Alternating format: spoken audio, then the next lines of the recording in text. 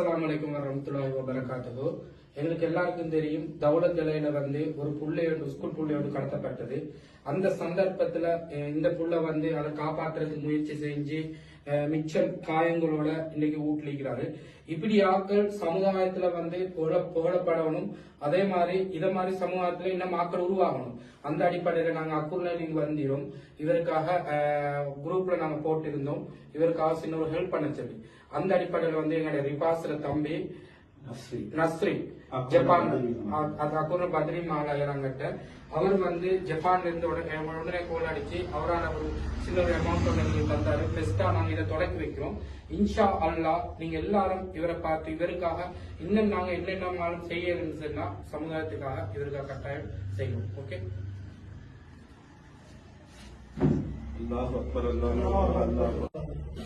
அடுத்தது முக்கியமான ஒரு விடயம் தான் எங்கட அக்குரன்னு மற்றது கண்டி எல்லாம் ஒரு குடும்பம் மாதிரி தான் எல்லாரும்.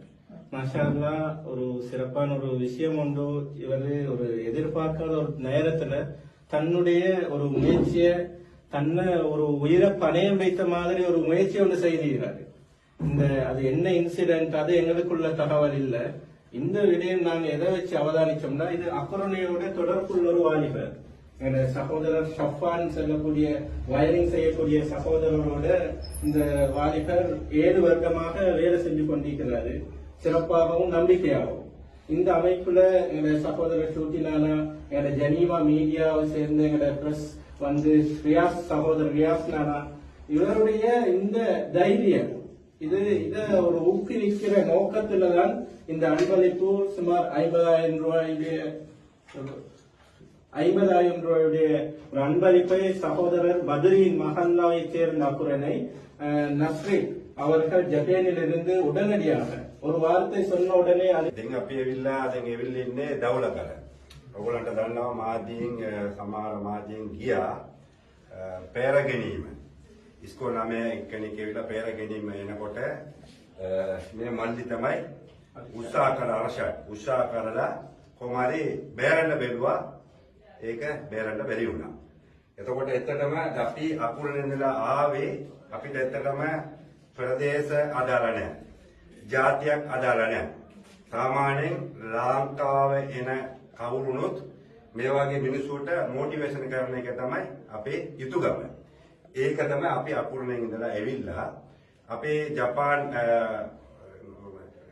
රටේ ඉන්න එකන ඇවිල්ලා 50,000 සල්ලි මුදලක් දුන්නා අපේ චූටි මාත්‍යට.